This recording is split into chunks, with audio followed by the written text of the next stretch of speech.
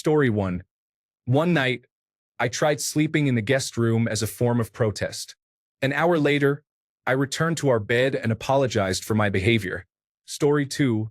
We don't sleep in the same bed. I snore and struggle to fall asleep. That said, I don't think we've ever had a situation that necessitated it. Story 3. I never have him sleep on the couch. It's his apartment and his bed too. I'm not going to force him out of his own bedroom. I think that's an outdated punishment, and I honestly don't see the point of it. But we do have big fights. We used to have them more often, but I think both of us have mellowed out quite a bit. We know the cause of our regular fights and can tell when they're starting, allowing us to defuse them before they become too extreme. We used to have major fights a few times a year. Now, I don't remember the last time we fought like that. So I'd say we have one big fight a year at most. Story 4. 23 years together. We haven't had a fight yet. We've disagreed, but it's been a discussion, not a fight. We've never yelled at each other out of anger or used profanity, except jokingly. We agreed early on that yelling, name-calling, and swearing at each other are unacceptable. I grew up in a chaotic, abusive environment and was determined not to recreate that in my life once I had control. I'm not saying we don't use profanity. We certainly do, but not directed at each other. Story 5. I have to go against the grain. After 22 years of marriage, I would say we have major disagreements twice a year. We are both stubborn and struggle to communicate effectively when angry. I admit I have more difficulty, but both of us share responsibility. Do either of us actually sleep elsewhere? Perhaps. That happened more often in the first 4 or 5 years of our marriage. Nowadays, we go to bed angry less frequently, but that doesn't mean it doesn't happen. Story 6. I will be the odd one out here and say occasionally.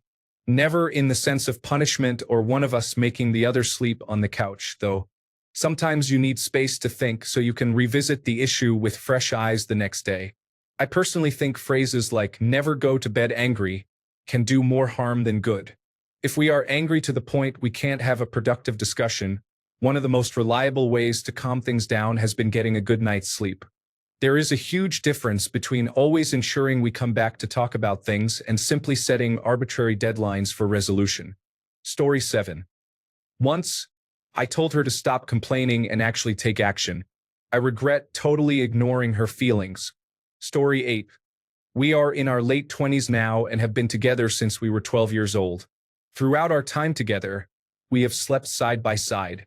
We have had significant arguments, but nothing that couldn't be resolved. Our best advice is, during an argument, take a timeout. It's simple. If you're angry, say timeout, or sometimes, I'm right, you're wrong, and that's okay. Look each other in the eyes and say it at the same time, then move on. Story 9. Probably never. People put it in movies to be funny. However, I think it's hardly ever the case that someone in a healthy relationship has to sleep on the couch. Story 10. Never in almost 40 years of marriage have we experienced such conflicts. We used to have big fights, day-long arguments and yelling, but we always made up before it became damaging to our relationship. It's not to say we never disagree, but it takes too much energy to get that angry. It simply doesn't happen anymore. Story 11. We do not rush. We talk it through. My partner always wants to resolve issues immediately, while I need some space because I am angry. I cool off, return, and discuss the matter with a clearer mindset. We work through challenges, apologize to each other, and collaborate on solutions. Communication, trust, setting healthy boundaries, and compromise are essential for a relationship to succeed. Without these elements, a relationship is unlikely to thrive. Story 12. We have some disagreements, but never once has there been a situation where one of us was kicked out of the bed or the bedroom. That is unreasonable. Telling someone, you're grounded, is childish. We are adults, not children. We handle our disagreements like adults by communicating and talking to each other. We work together as a team and as partners to solve the problem. Story 13. Never. Given that we have only been together for a year, I don't think we have ever had a conflict as it is traditionally defined. The closest we have come is one time when I was having a bad day and he said I was being unreasonable. I explained what was going on, and he apologized, saying he understood why I was upset after that kind of day. No joke, that is literally the closest experience we have had to a fight. Story 14. We sleep in different rooms, but we do not tend to fight. When disagreements occur, they are typically due to misunderstandings. It took years of mutual effort to address issues together and find solutions that work for both of us. Story 15. I believe that as long as it is not a significant disrespect, partners should understand that arguments and disagreements are normal, and they should ultimately reconcile. Story 16. Never. Our first year of dating, we once both slept on the couch. But that's because we came home late from the bar and found his nephew sleeping in his room. Story 17. Never. We have discussions and some debates. No issue is more important than our relationship or my peace. Story 18. We have not had a single fight in the last 7.5 years. Nothing is significant enough to fall out over, and we are both very easygoing and respectful of one another. Story 19. 16 years together, 6 years married. I believe we have had 2 or 3 serious fights during all those years. However, neither of us has ever slept on the couch or elsewhere. There has been the usual bickering and annoying each other from time to time. Story 20. We don't fight. We discuss. We communicate effectively about issues, and neither of us lets things escalate to the point of conflict. We often make playful comments about our annoyances with each other. My husband has 2 habits that bother me: leaving drawers and cabinets open and leaving lights on. I don't get upset about this. I simply ask, "Hey, are you done with this cabinet or room?" He usually sighs and responds affirmatively and then shuts off the light or closes the cabinet. He has expressed his annoyance about me leaving my shirts bunched up and my socks rolled together when he does the laundry. I had no idea I was doing something that bothered him. Now, I actively try to remember to separate my clothes. Do I forget? Yes. Do I strive for improvement? Yes, so he notices my effort and often jokes about my forgetfulness. While I don't mind if my clothes are tossed into the wash in a heap, he does care. He meticulously goes through each item to ensure everything is right side out before starting the load. Additionally, we don't keep score because we both contribute equally, so there's no need. I may do more some weeks, but when I'm less motivated, he takes on a bit more. Adopting the mindset that if I lived alone, I'd have to handle everything myself helps keep us both motivated to unofficially share responsibilities. Story 21. We've only had 3 or 4 big fights in the 15 years we've been together, and only one time when we didn't sleep in the same bed afterward. That one time was completely justified. In all the other instances, we would step away when things got too heated, but we always returned to talk it out for as long as it took to get back to a civil place. Story 22. I have been with my partner for a year, and we have lived together for a few months, but I can't see this happening to us. We are both too anxious to let a disagreement last long. I will sleep on the couch if my cough is acting up, so at least one of us can get some sleep. Story 23. Never been married for 4 years, together for 7. We have fought, but never to the point where we don't sleep in the same bed. Story 24. Never, but big fights happen. Learn how to hear each other even with emotions involved. Also, take some time for yourselves to come back to the conversation with a cool head. Story 25. Never. Sure, we've had our disagreements from time to time, but nothing in 20 years was severe enough for either of us to separate to another room. Story 26. Never. For 26 years, you get your things sorted before you turn in for the night. Don't bring that baggage into your bedroom. We've only slept apart when one person is clearly ill, such as with the flu or COVID-19. There is no need to sleep next to someone who will make you sick by coughing all night. Story 27. We have never had a fight like that in the almost 8 years we have been together. If you are fighting like that, couples therapy or breaking up would be best. Story 28. Never. Logistically, it doesn't happen because I work nights and sleep in a basement bedroom to escape that angry orange figure in the sky. But I've been married long enough that we've learned how to navigate issues as a pair rather than being in an argument to win it. As with any relationship, ego and fragility of self-image are the real barriers to harmony during the good times and the bad. It's hard to do, but we've learned to take a step back from whatever narrative we've created in our minds and reaffirm two truths. All humans are flawed and limited in their abilities to collect information and draw conclusions. We all make mistakes and have our heartstrings tugged in unique ways. Any situation where two people are completely on the same page is a situation arrived at through unhealthy means. In an honest relationship, it's inevitable to fundamentally disagree. Those disagreements pale in comparison to the things that make us work well together. We've known we were each other's person from day one. It must be pheromones or something, and every rotation of the earth has reaffirmed it over those 20+ years. When a disagreement arises, the ego tries to take control and make it the only thing that matters, but we've gotten good at keeping those in perspective. On the big issues, we get along remarkably well, and if the other person sees some of the small things differently, that's inevitable and not a problem. It's a choice to act with love and play nice. Story 29. I have been married for almost 20 years. During that time, either my spouse or I have slept on the couch about 5 times in total. Story 30. Partner has their own room.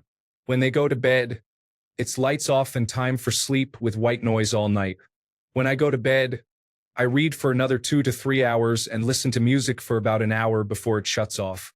It works out well, and we have our private spaces if we don't feel up to spending time together. Story 31. Never. The only reason someone is sleeping elsewhere are that they are sick or they cannot sleep and do not want to keep the other person awake. Story 32. We have been together for over 6 years. I have slept in my office 3 times and once in my car. In my previous relationships, which lasted 7 years and 4 years, this never happened. However, we also had a tendency to avoid discussing issues and suppress them until it was too late. Story 33. Never do we go 20 minutes without speaking. One of us always recognizes the error of our ways and apologizes, while the other apologizes for how they reacted. We make up. It's simple when you love each other enough to not let pride get in the way. Story 34. In 16 years, there have been a couple of times when I ended up sleeping on the couch after an argument. I feel we need space, both emotionally and physically, to think and process our feelings. 99% of the time, the next morning we are making up. Story 35. Not once in 2 years with the current partner. Within 10 months with the previous partner. Never with the previous 2 partners of 2 to 4 years. Story 36. Never more than once a week. Where is my Pabst beer cozy? I told you not to take it off the shelf. Story 37. If one of us sleeps on the couch, it's because we ate too many dinosaur-shaped chicken nuggets and fell asleep during a movie. Story 38. Nobody is sleeping on the couch in a house we both pay for, no matter how bad the fight is. We are not animals or children. We will sleep in our own bed, and we will be upset. Story 39. I had a situation with an ex.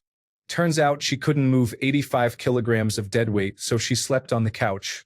If you don't want to sleep with me, that's fine, but it's my bed and I'm sleeping in it. You're welcome to join or free to leave. It's that simple. Story 40. We have been married for 33 years this year, and neither of us has ever slept somewhere else because of a disagreement. We always adhere to the 2 rules: never go to bed angry, and kiss me goodnight. These principles are essential for maintaining a healthy relationship. Story 41. We've been together for over 20 years, and I can count on one hand the number of significant disagreements we've had. I wouldn't really call them fights since neither of us is the type to yell. I think maybe once or twice one of us slept in a different room. Most of those disagreements occurred before we got married. We've been married for almost 15 years, and I don't think we've had that level of disagreement in all that time. Story 42. Married for 23 years, we have never slept on the couch after having a fight, nor has my wife. We always try to resolve our issues before going to bed. This approach prevents bad feelings from festering. Story 43. This doesn't happen in healthy relationships in real life for the most part. Banishing your significant other to the couch means that relationship is over. Taking yourself to the couch because you don't want to be near them indicates that relationship is over. Exception: babe, I love you, but I need a little space to myself tonight. We can figure this out tomorrow. Thinking about it now, I recall a few instances where I or someone I knew was in a relationship, and for whatever reason, someone slept on the couch. I don't know of a single one that lasted much beyond that night. Story 44. I have been with my wife for 13 years and married for 10. It has never happened once. You need to communicate with each other. If there is an issue, talk to each other immediately. Story 45. 23 years together, 21 married. It's a rare occurrence for me to sleep in the guest bedroom. The room left empty when our older son went to college. It might be due to a disagreement, or maybe I am just in a bad mood and need space. Or she woke me up because I was snoring, as I have asked her to do, and we figured we would both be better off. This morning, I went to the bathroom around 5:30 a.m. and, rather than get back into bed, I just wanted to snuggle for a while with the dog, who was in the guest bed. Last week, I stayed with a friend in New York City and slept on his couch for 2 nights. It was nice to see him and better than paying for a hotel room, but couches aren't comfortable. Story 46. I haven't had one in at least 5 years. They were mostly caused by my mom. I had a few conversations with her, and she is treating my wife better now. Story 47. While we were younger, we often found ourselves caught in drama. Now that we are older and more mature, we realize that much of that drama was a waste of time. However, it takes a while to come to this understanding. Story 48. Almost never. It's more than 0, but in a healthy relationship, if this happens, it means that the next day you both realize it's time to change course and make significant changes. If it's a regular or excusable occurrence, even if rare, that's not healthy. I experienced a marriage that ended in divorce. It's a complex story, but the relationship started healthy, and eventually we normalized unhealthy behaviors. I should mention that I'm thinking of a particularly explosive fight without resolution. If you have healthy methods to de-escalate conflict, and one of those methods is to walk away and give space out of respect so you can return when you have calmed down, this may mean that sleeping on the couch is not an unhealthy solution. Story 49. Never end the day without figuring things out. If you sleep on anger, it will not end well. I genuinely do not know of any couple still together where this has happened, except for my own father, who is the most depressed, controlled, and pitiful person I have ever met in my life. Story 50. Never. There was one time he kept telling me, "I'll be coming to bed in 15 minutes. After the 8th or 9th time of him saying that, I gave him a time and said if he wasn't in our room by 1:30 a.m., I would lock the door and he could sleep on the couch. It was around 12:45 a.m. at that point. He agreed and insisted there was no way he wouldn't be in shortly. I am a very light sleeper, and it's hard for me to fall asleep. He kept waking me up, not always on purpose, but it still felt like torture when I was trying to sleep. So 1:30 a.m. rolled around, and feeling generous, I gave him an extra 15 minutes. I didn't say anything. I patiently waited and wasn't mad. I just went to bed. Nothing. At 2:45 a.m., he finally headed to our room. He was making a lot of noise, putting things away and shutting things down so I could hear him. Once he finished that, he walked out and tried our bedroom door, but there was no access, of course.